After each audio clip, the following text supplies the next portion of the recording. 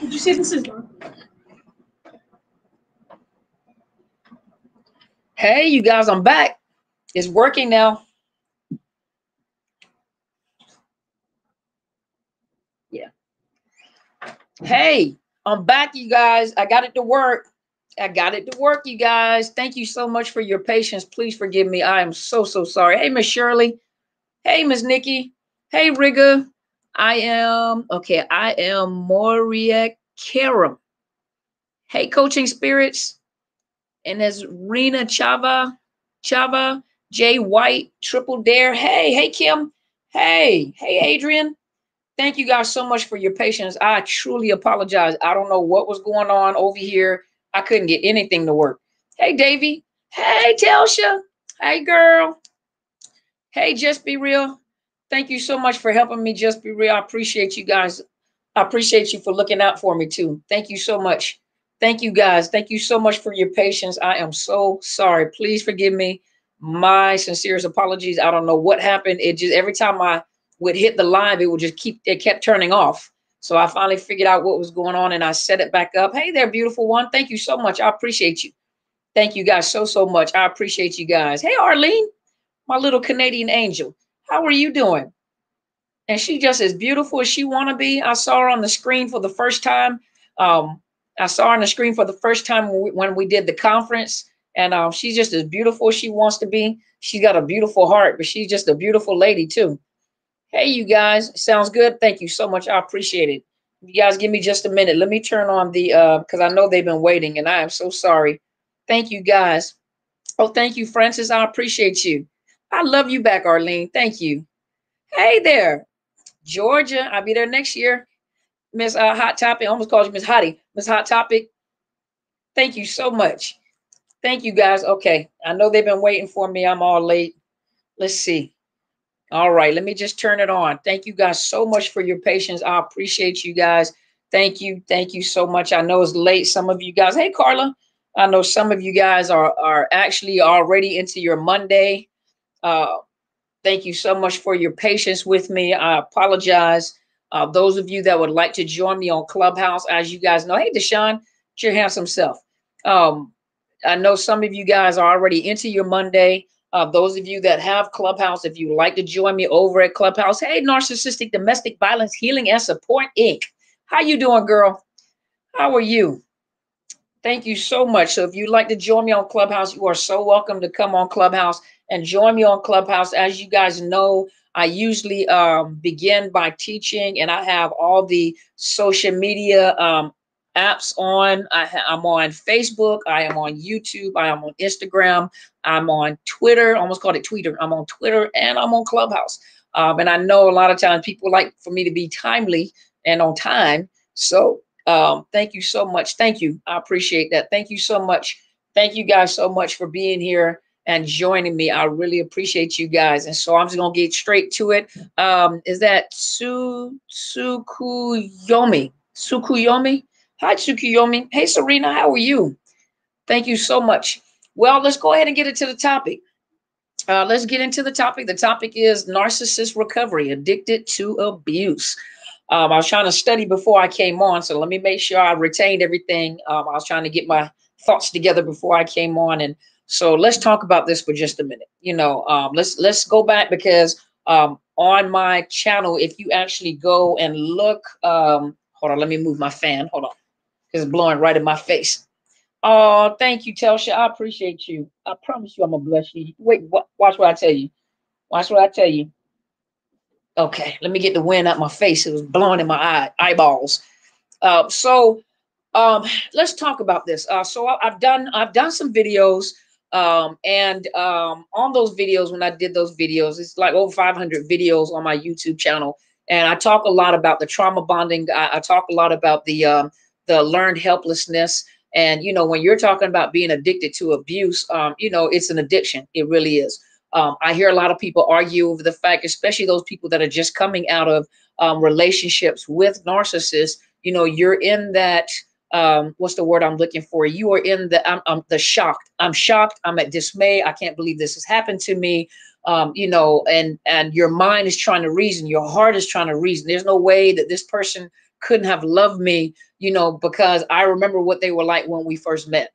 Well, the person that you first met was not, it was a facade. You know, you'll never find the person that you first met because the person that you first met never existed in the first place. And that's common like with drug addicts. You know, when you become addicted to a drug, you're chasing a high that you'll never get again. You know, it's never as good as the first high. Some of you guys, you know, I've said that you have been addicted to drugs or alcohol, and, you know, you're always chasing that first high. You'll never get that first high. You'll never get that first high. You know, and that's what you're chasing. You're chasing that first high, just like with that narcissist. You know, when we look at the relationship, when we're talking about domestic violence, when you're talking about narcissist abuse, remember, you know, we're talking about these wheels. And, you know, in the wheel of narcissist abuse, remember, you're dealing with the love bombing. You're dealing with the, come on, you guys, help me out. Love bombing. Not discarding, love bombing, devaluing, discard, hoovering. Start cycle over again. Love bombing, discarding, well, devaluing, I'm sorry, love bombing, devaluing, discarding, hoovering. And it just goes in the cycle, goes in the cycle. You'll also notice, though, that the hoover, that love bombing part, the love bombing part becomes shorter and shorter. Now, look at the domestic violence wheel, and they're both put in together. They're domestic violence is narcissist abuse. Narcissist abuse is domestic violence. So if you look at that cycle, right, you got the honeymoon phase, you know, then you have the tension building phase, then you have the blow up, then you have the honeymoon phase again. And remember, when you're dealing with trauma bonding, you're dealing with, and I got a definition for you guys. Hey, Ernestine, you know, let's look at the word. Okay, you guys know you know, the person or you have been traumatically bonded to another person. You know, when you're dealing with these highs and these lows, and let's look at the narcissist for just a moment. You know, a narcissist, most people will argue because they're hurting. So you have to let them argue sometimes, you know, let them win. That's fine. You know, and they say, no, the narcissist is addicted to people. The narcissist is addicted, was addicted to me, was addicted to me. No, that narcissist was never addicted to you. The narcissist is never addicted to people. The narcissist is addicted to fuel. They need to feel empowered. And so it doesn't matter whether they get negative fuel or whether they get positive fuel, right? So if they can't get positive fuel, you know, words of affirmation, I love you, and all these, you know, mushy gushy feelings and everything, they don't have a problem with making you angry, making you act out of character, causing you to rage, scream back at them. You know, they feel empowered. They feel empowered because you have boosted their ego. So it doesn't matter how they get it, positive or negative. They're addicted to that adrenaline rush, that adrenaline. So now you're looking at the victim. The victim is traumatically bonded to this individual, but that's a process. You know, we talk about it on other videos. Or what's called the Stockholm syndrome, where the person falls in love, you know, even if it's momentarily, whether it's a season, whether it's a year or so, a week or two, but they become, they fall in love with the abuser because the abuser holds the power to safeguard them, because the abuser is actually the person that has their life in their hands, or they are in control of that environment. They're in control of the abuse. They're in control of giving water, love. That person becomes totally dependent on the abuser, on the narcissist. And so because you are totally now dependent on that person, whether it's for financial reasons, psychological, most of it is a lot of financial too, and psychological. You depend on that person to make you happy. And when they're sad, you do whatever you can. You chasing that high, you're chasing that high to get them back in that happy place, so that you can get the good feelings that come from that. That's why a lot of times when you're in that cycle, you know, a lot of you guys sabotage. You know how to sabotage. Even when you come out of a relationship with a narcissist, you have this habit of sabotaging relationships because all you know is the abuse. And you know you have control when you can. Abuse is not right. Get that right. Abuse is not right. I'm not justifying it. But what happens is you sabotage to get that person, you get them to blow up so you can get back to that honeymoon phase, because that's what you want, because you can get your needs met during that honeymoon phase. You can get money, because what do they do during that honeymoon phase? They buy you, some of them, not all of them, buy you gifts, you know, whatever you want. I give you money. They're trying to win you back over. They're in that love bombing stage again. And most of you guys wanted that. I say most of you guys, I was included. I was, I'm a survivor myself. But, but you're chasing that. I want that love. I want that compassion. I want them. I want that person. That's the person that you want. So you'll try to, you can even, you can feel the tension building phase, but you'll try to rush it through so you can get the blow up out of the way, whether they have punched you in the head, they choked you, whatever they've done, in order to get to that, I want that feeling. That's what I want. I know this person has good in them. I know what this person is capable of. I remember, and there are some good times, and those good times are good and the bad times are bad.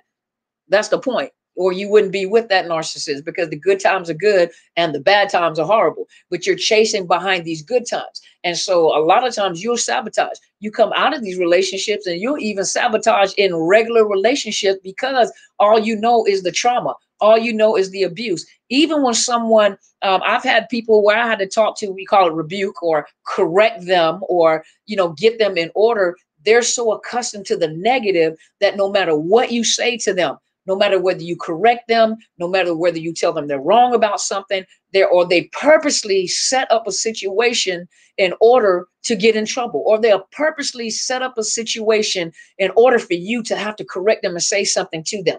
Sometimes they even get an attitude because they don't mind agitating you in order for you to say something to them, because that is what they're accustomed to. That is the environment that they're accustomed to, and that is the trauma that they're accustomed to. And so it doesn't matter. A lot of times victims come out of relationships and they just have, whether regular friendships or they try to have a normal relationship, but they can't, because and then they don't see that sometimes they're the person that triggers the other person. Person may never abused before, but that person, you become self-sabotaging, because all you know is, I'm accustomed to the blow up. I'm accustomed to the abuse. So I need the abuse. And believe it or not, I've heard people say this before.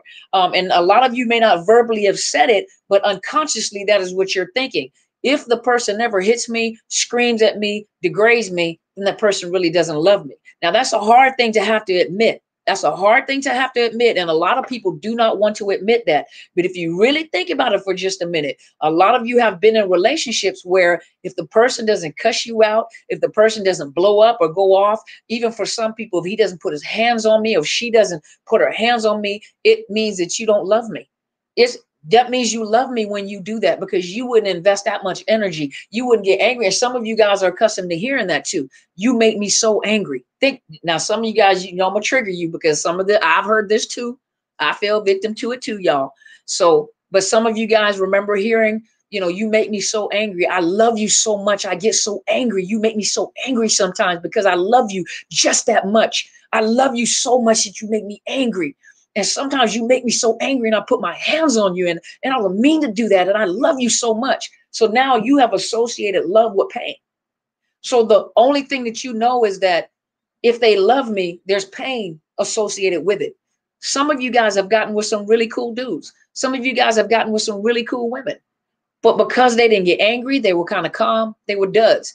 They were squares. They were squares. That's a nerd. And you didn't want them, because they weren't hostile. They weren't violent. Think about all the people you passed by that were actually good people, but because of the fact that they weren't a thug, or they didn't put their hands, or they didn't scream, or they didn't lose control, or they treated you like, I guess the new word is a simp, right? They all of a sudden they become simps. I guess that's a new word. They become simps because they do all the things. Remember the Temptations, treat her like a lady. Ooh. Remember that? Open the door for her, pull a chair out, light a cigarette when she smokes, even help her with her coat, treat her like a lady. What else is it? Yeah, I don't know the rest of the song anymore.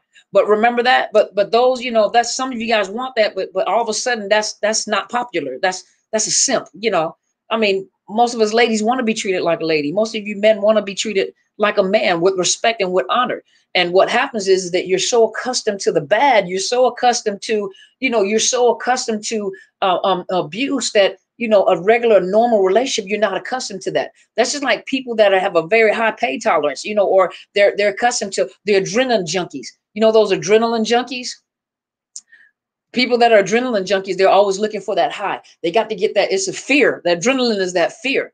And so they're always looking for that fear. They're always looking for that. Some of you guys come from homes like that. When you have come from an environment like that, and I said that in the last video that I did last week, you know, but some of you come from an environment where you watch dad beat mom. You watch mom beat dad. You watch, you know, the whole house was just in turmoil and chaotic and fighting and disrespecting. And it is normal to hear your mama cuss your daddy out. It's normal to hear your daddy cuss your mama out and call her the B word and that you trick and this and this fool is no good and your daddy ain't no good. And, you know, some of you guys are accustomed to being in an environment like that. And in your young mind, that's what you affiliate with, but they loved each other. But they stayed together for all those years. But they done stayed together for 50 years, and it's been nothing but turmoil and havoc and chaos in the house. And you've come out of that, and your little nerves just all over the place. And so you get into peace and quiet. You're not accustomed to peace and quiet. So either you'll sabotage yourself and create your own chaos, or you're going to get with somebody because you're drawn to chaos. You don't like it. But at the same time, that's what you're drawn to because that's what you're familiar with. And so you become addicted to this. But remember, growing up now as a young child where that mind is impressionable, you affiliate or you associate love with pain. You know, yelling and screaming, but staying together in a toxic environment equals love. And so if you're not yelling and screaming at me, or if you're not cussing me out, then you really don't love me because you wouldn't waste. I mean, you're not putting that much energy in it because, and remember what I told you, some of you guys heard at a very young age, you know, I love you so much that, oh, you just make me angry sometimes because that's how much I love you. Anger blowing up equals love. And some of us fell for it. Some of us actually fell for that. And so when you become addicted to abuse, it's hard. It's very hard to change that. That's why I tell you guys, I emphasize all the time, over and over again, I emphasize to you guys, you know, don't jump into a, hey, Mandy, hey, Sharima, hi, Ina. Please forgive me if I mess your name up. I am so sorry.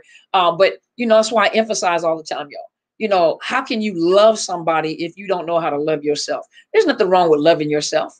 There's nothing wrong with treating yourself right first. You know, for those of you that are Bible scholars, those of you that are believers in the Bible or the Quran, you know, or whatever it is you believe. I know in the Bible it says to love your neighbor as you love yourself.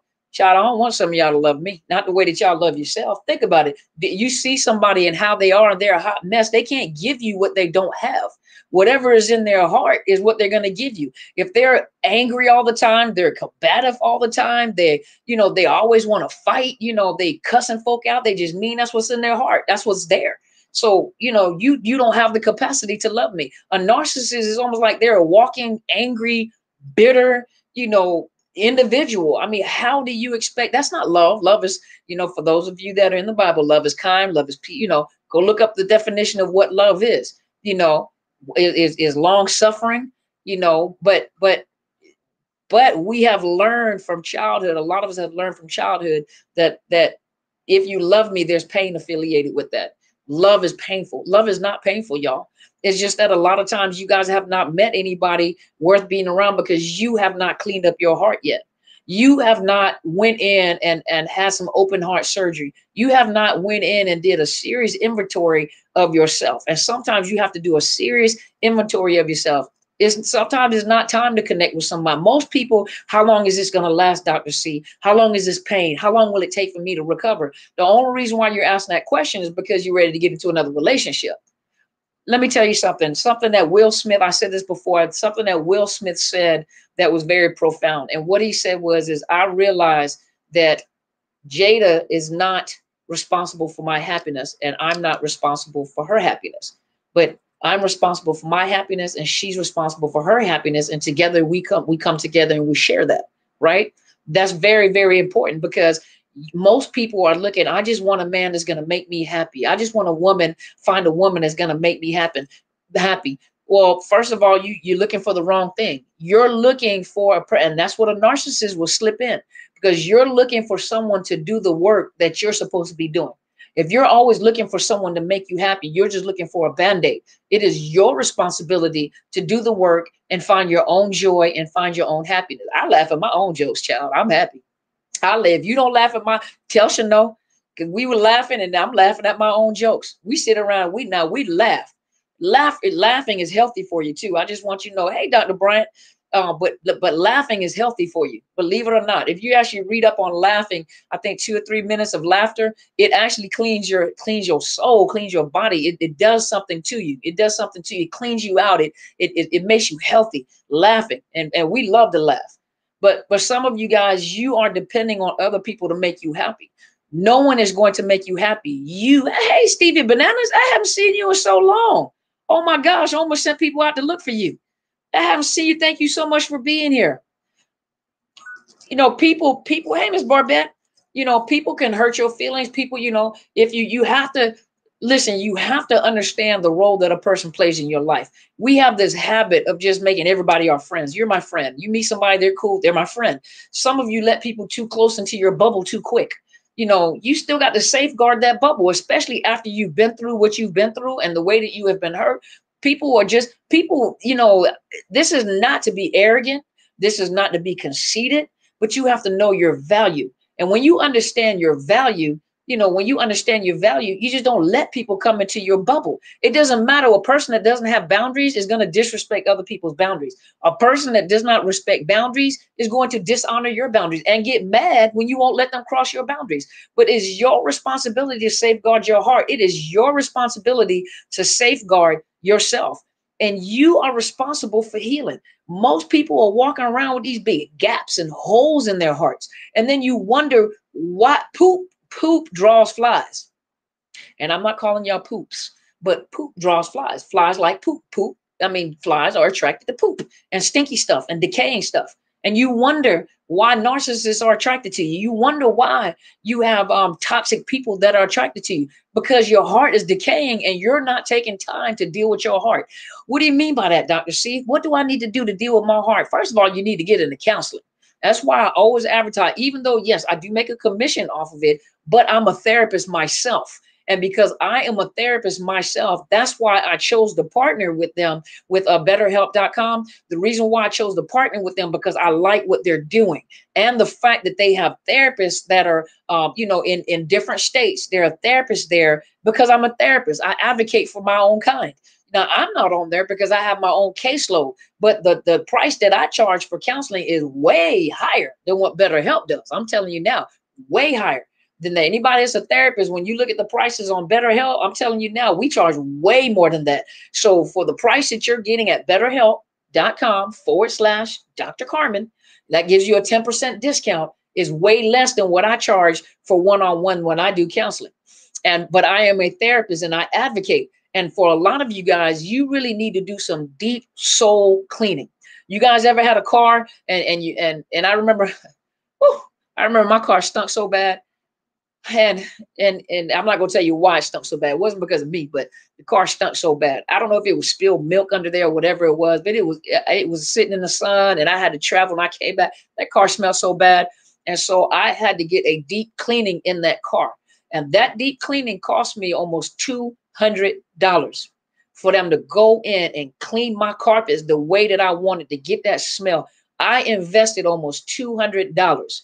It was the best investment I could have done on that car, because the car smelled so bad after, especially sitting in that sun. And I didn't know where the smell was coming from. I spent I invested almost $200 to have the inside of my car upholstered, or is it upholstered or cleaned and steam cleaned. And it was the best thing I could have done. My car smelled so good afterward. And I love good fragrance. I can't stand stank. I almost jumped out the car on the highway. It smelled so bad. But I made the investment to get what I want. Some of you guys are not willing to invest. A lot of people just want stuff for free. Well, you don't show the person that's dealing with you any value if you always want something for free. You know, don't always go looking for something for free. When you invest in yourself and you come out the pocket and invest in yourself, that is an investment. That means that you care about yourself enough to invest. Some of us buy these wigs, and these wigs can be expensive. You know, we get all this beauty stuff done, clothes, purses, shoes, cars, whatever you invest in, nails, we get our nails done, you know, all this investment. And you walk around these beautiful aesthetics. You smell good, you look good, you talk good, your clothes look good, but yet on the inside of your head and the inside of your heart, you are jacked up. And you can be as beautiful as you want to be, but as soon as you open up your mouth, all that pain, the diarrhea of the mouth, just all that pain comes out. And then the thing about it is that sometimes you don't even realize in how much pain you are, but people around you, the ones that got trained ears, especially a narcissist, can pick up on the pain that's in your heart. But most people just want to, when will the pain stop? See, most people don't really want to invest in themselves. When you do trauma work, when you go to a therapist and you do trauma work and they open you up and they cut you, that is painful.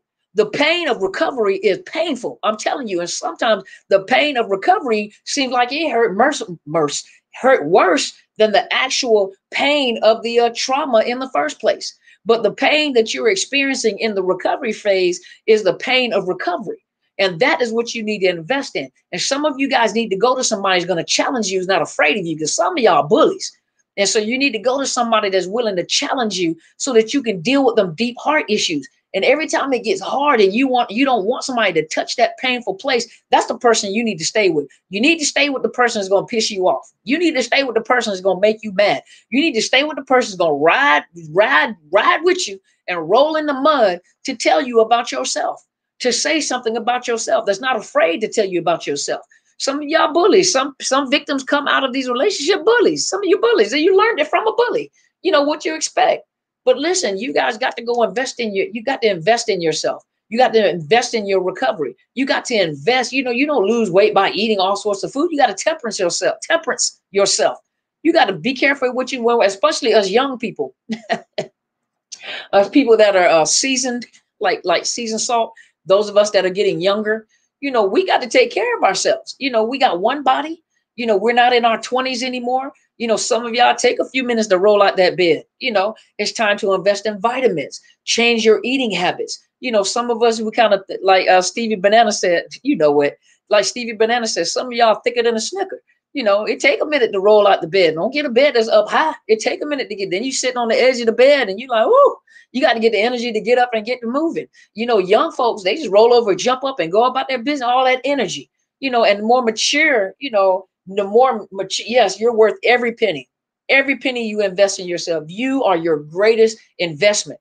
And just like, as you begin to mature, invest in vitamins, get yourself moving for 30 minutes out of a day, go walking for 30 minutes out of the day, stand up, stretch, join a gym, do something, take care of yourself, take care of your skin, take care of your skin, because this is the only skin you got. And some people can't afford to go get a facelift and some people don't want to. So you're just going to look like a, what is that? A Shar-Pei? You're going to look like a Shar-Pei puppy. We're looking at you and but I mean, hey, but, and you invest in yourself, take care of yourself.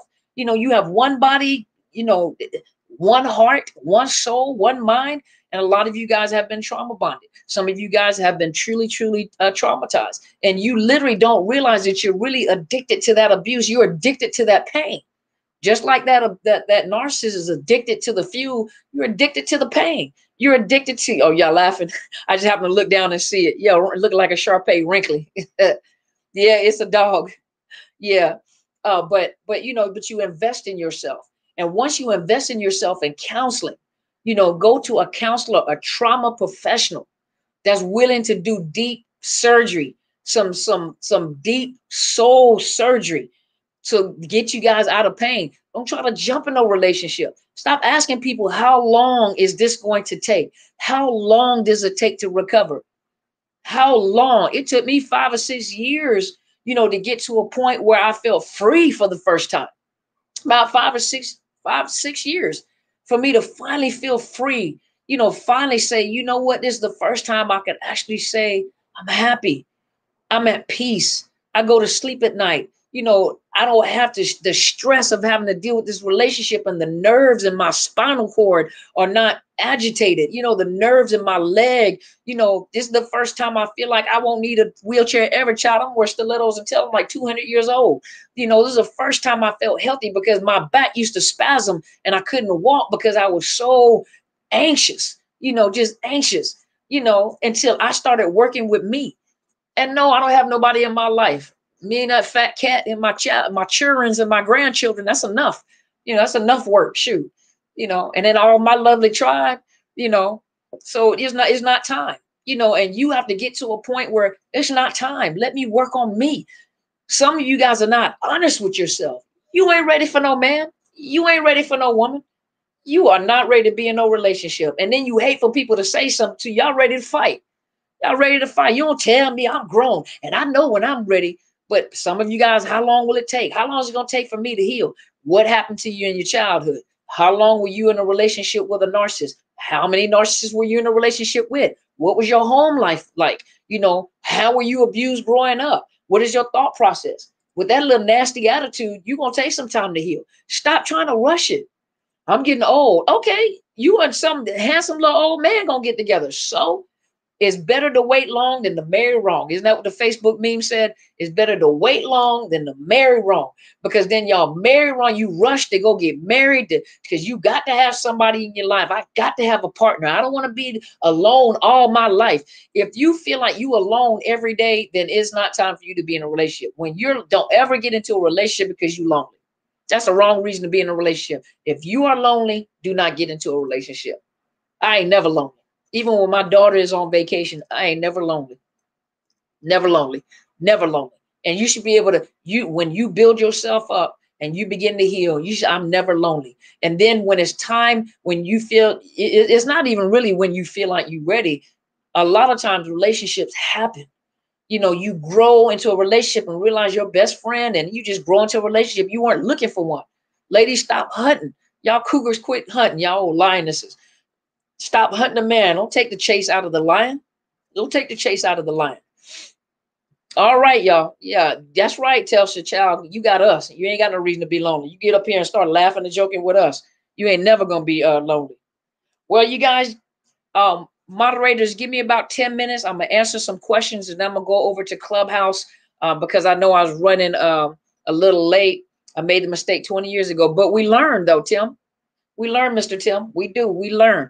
And, you know, it's the best lesson we could have ever learned in our life, because had we not learned this lesson, we wouldn't be wise where we are now. We would not be wise now. Y'all give me 10 minutes and then I'm going to answer some questions. That's right. See, Telsha, no, she come up here, child. I'm trying to get no relationship. We want to know who he is too. Who we date. Who him is. But we'll run them off. But give me 10 minutes, y'all. So give me some questions. You guys want to ask some questions, and then what I'll do is take 10 minutes, and then I'm gonna come over to Clubhouse, and then I'll let Clubhouse ask me some questions. Look at you, Miss Betty. Oh, you look so pretty. Go ahead, girl. But y'all go ahead. Let's see. Dr. Carmen Bryant, my NARC partner, had this habit of calling a friend on the phone during an argument to tell them why we were arguing in front of me, sometimes on speaker. Is this triangulation? Absolutely. Absolutely. And what kind of friend is it? How you adding your friend into your relationship? What kind of friend is that? That sounds like triangulation. Absolutely. Absolutely. They want that person to be angry at you, and they want you to be angry so that y'all can start fighting. And then they step back. I ain't got nothing to do with that. Absolutely. Thank you so much, the right group. I appreciate you. Thank you so, so much. Thank you. I appreciate you, King. How do we contact you for life coaching? You would have to email me at drcarmenbryant@outlook.com. And then I'll provide you with my fees for coaching. Yeah, they love triangulation. Yes, they do. What's a good way to turn the smear campaign on the narcissist and reason with friends that have been converted to flying monkeys? Won't happen. You're thinking all wrong. You need to change the way you think. First of all, you don't play the same game. You don't fight fire with fire. You don't turn a smear campaign on them. The best way to win an argument like that is not say anything and do not react. Unless it's bothering your job and you need to call the police or you need to sue, that's not how you fight a narcissist. You do not turn the smear campaign back on them. And then you don't go and convert no flying monkeys. Those are his flying monkeys or her flying monkeys. Let them keep them. You're playing the game wrong. The game is no contact, and I'm not going to give you no reactions. Well, I'm glad you're here too, Misha. I miss you already. And it's only been, what, a month or two? After the discard, does a narcissist completely forget about you until a trigger happens? No, they don't forget you. Number one, they may be hoovering someone else. They could be, you know, and that's too much energy. When they're love bombing someone, that's too much energy to divide between you and that new supply that they're love bombing. You remember that a narcissist needs energy. They need, you know, they need fuel. And when they're love bombing a new supply, they're giving out fuel. So they'll come to you every now and then, but if you've cut them off, they'll go to somebody else to get a refill so they can give that new supply fuel. But that new supply is going to pay, depending on how much fuel they need to put out to pull that supply, is that times 10 that they're going to get back from that new supply. But they don't totally forget about you. They shelf you. And when they want to come back to hoover you, they come back to hoover you because they need fuel from you. Exactly, Stevie Bananas. You got to starve them of what they need, attention. Absolutely. Absolutely. Okay, you know I'm going to mess this name up. Prometheus Predator. Hey there. Long time no see. Well, thank you so much. It's two jewels. Thank you.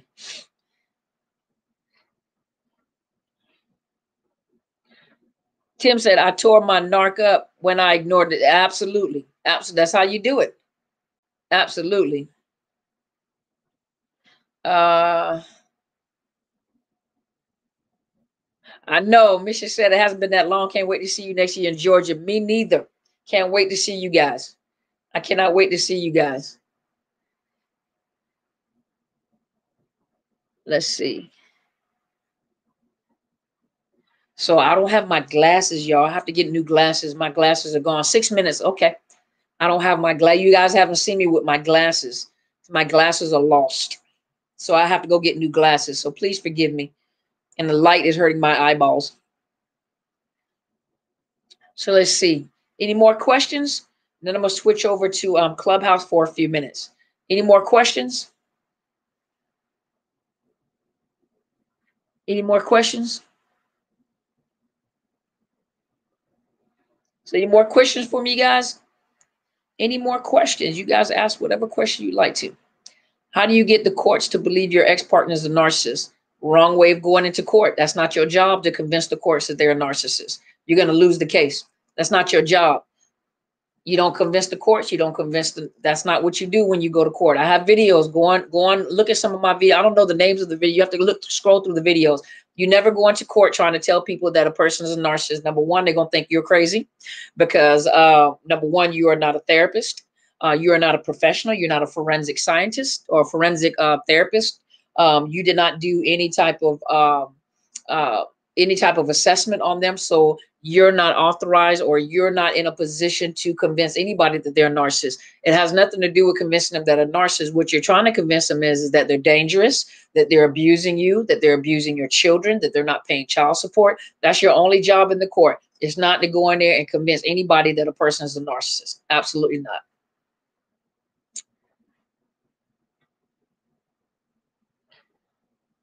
Hold on, let me. Is it can do cause autism in child? I'm not sure what you're asking. I'm sorry. I don't know what you're asking.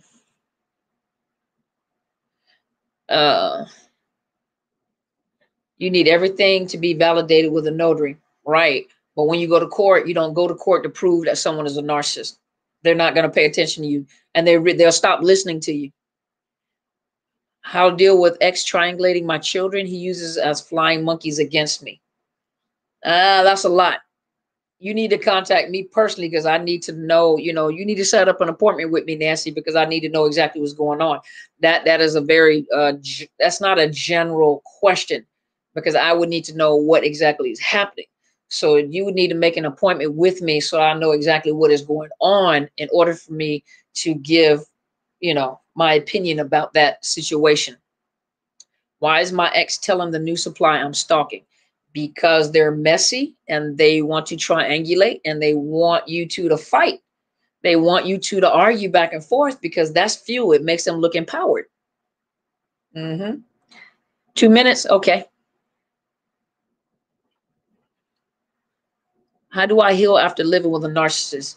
Make you an appointment with a counselor and start off with a trauma professional and ask them if they understand PTSD, complex PTSD. Do they understand trauma bonding? Do they understand trauma, period? So the first thing, your first step is to make an appointment with a counselor. Why do narcissists agree to go to couples therapy? My narc partner and I went. My issues were not resolved.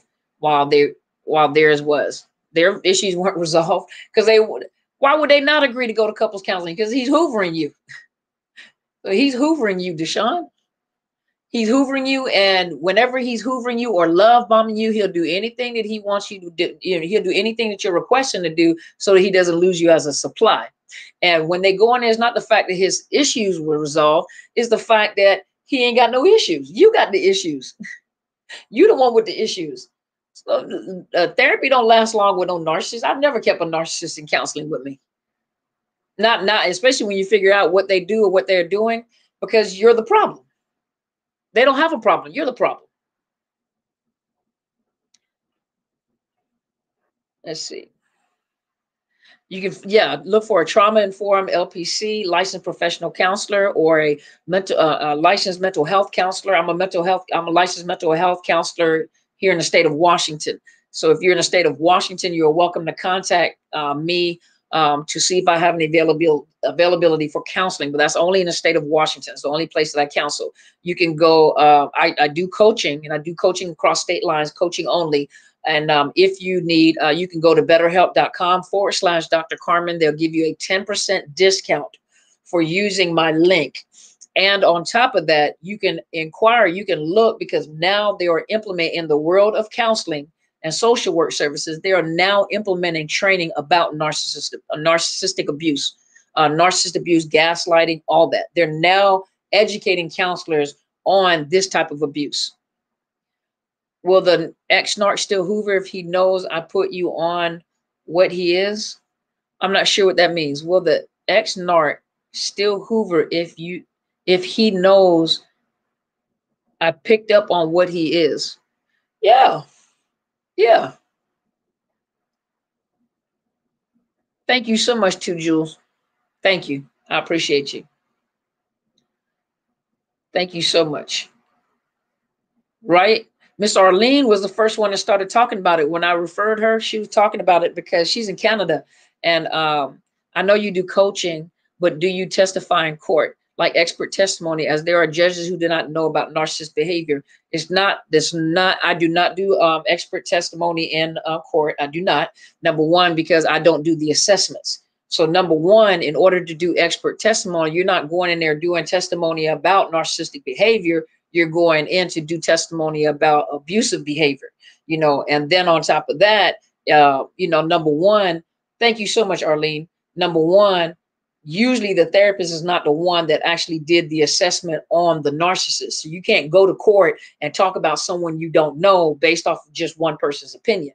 The only thing that a counselor can do if they ever get subpoenaed to court with the client that they're helping is to testify. This is what the diagnosis is for that person. This is the trauma that they're experiencing. This is what they're going through, so they can only testify on that client that they're serving, but other than that, thank you. Time's up. Thank you. But they don't go to court. That an expert witness doesn't go to court to tell the judge that this person is a narcissist. Kind of messes up your credibility. Number one, how do you know that? Did you do tests and measurements on them?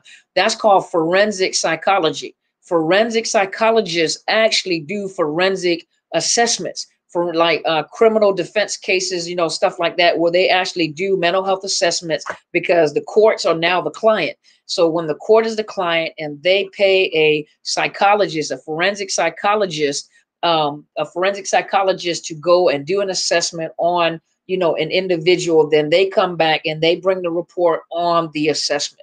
What did they find in this assessment? You find it on murder cases, sometimes on domestic violence cases, on any kind of cases, So does DV cause autism in children? Not that I know of.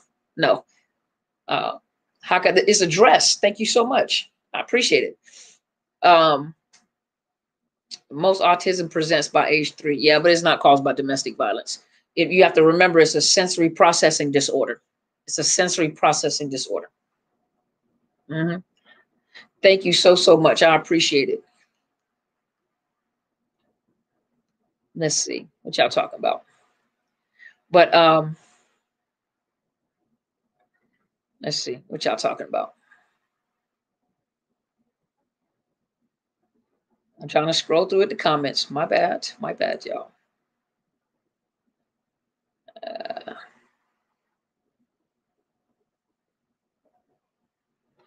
Yeah, okay. Oh, he okay, Cluster B Karen, Cluster B Free Karen. He was just making a point. He made a point. He good. Yeah. Yeah, please let me give the advice. Don't give each other advice when it comes to clinical advice. When you're on this forum, allow me to talk. Don't answer the questions that they're asking me. Allow me to answer those questions. Okay. So when you are on my forum and people are asking questions, don't jump in and answer questions on my behalf. You don't know how I'm thinking. You don't know what's in my head. So unless you know exactly what I'm thinking, I give you the freedom to make to give advice like that on a forum like this, then I would ask you to refrain from that, because I will block you. And I don't have a problem with, I have a few moderators on here. I don't have a problem with them blocking anybody. Do not give people advice. Give me the courtesy, because I am the host on the show, to allow me to answer those questions, because your answer may not be my answer. Well, it's not going to be my answer. Your answer is not going to be my answer unless you don't heard me say it before.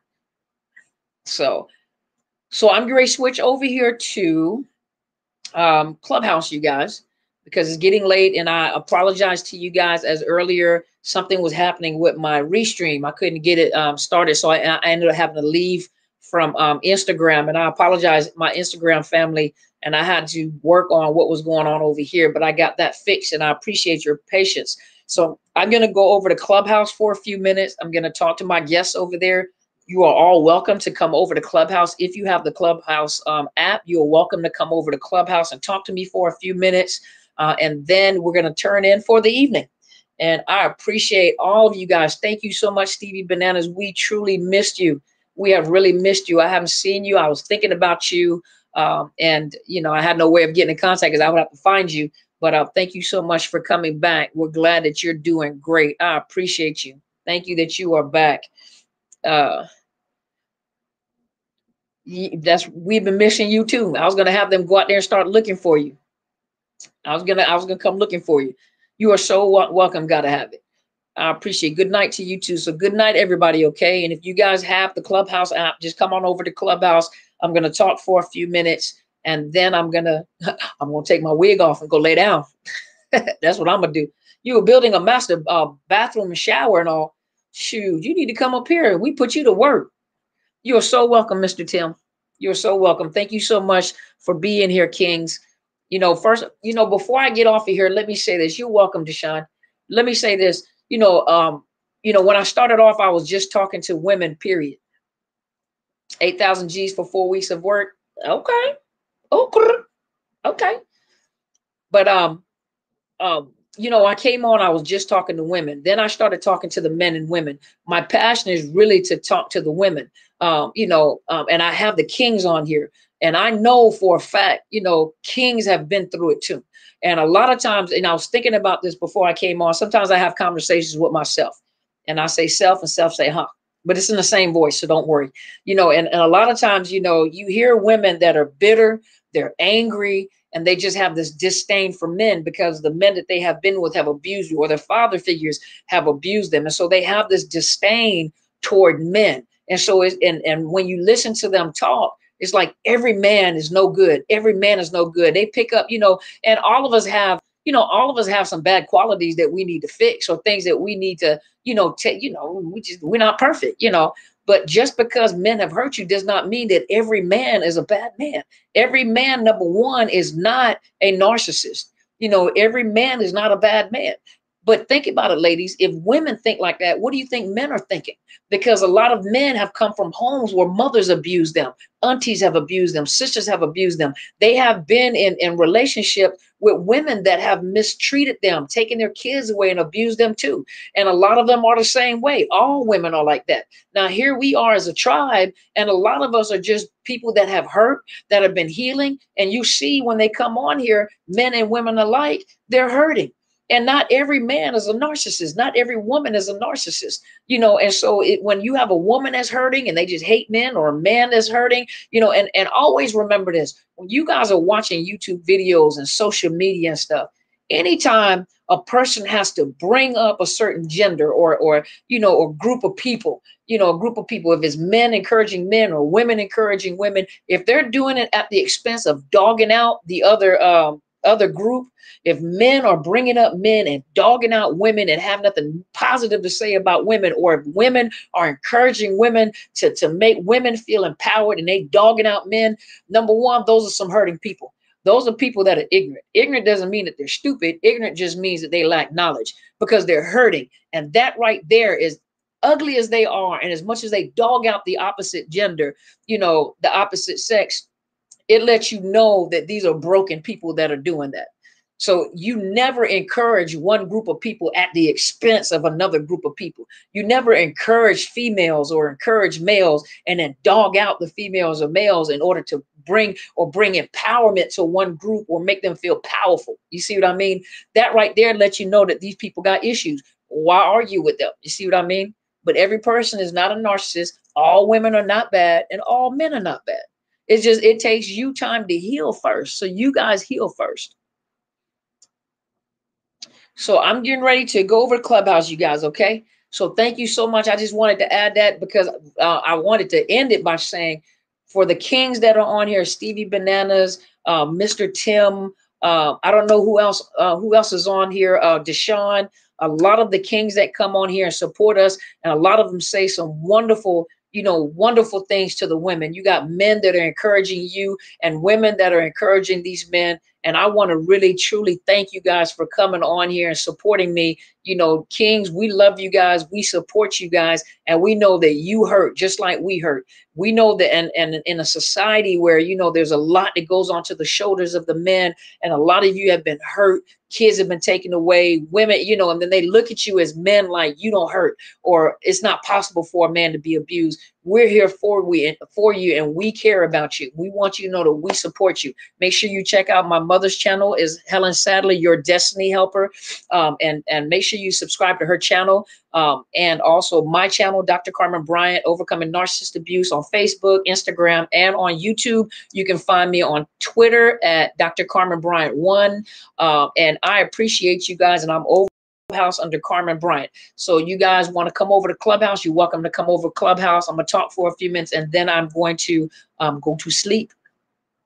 It feels good to hear women tell me that and really care, because that does wonders for a man's confidence. Absolutely, absolutely. And self-esteem after being devalued. Absolutely. It doesn't matter what one crazy woman does, Mr. Tim, you're still a king. Stevie, Deshaun, you guys are still kings, and we still need you. Don't ever, you know, I know this is, you know, society nowadays. I mean, I don't know what's happening with some of these people, you know, society just, it's crazy. But I want you guys to know that kings, we need you. You know, it doesn't matter, you know, some people don't have an interest in men, whatever the choice is, it doesn't matter. But kings, I want you guys to know that we value you and we need you. The strength of a woman, when little girls are growing up, the strength of a woman comes from her father.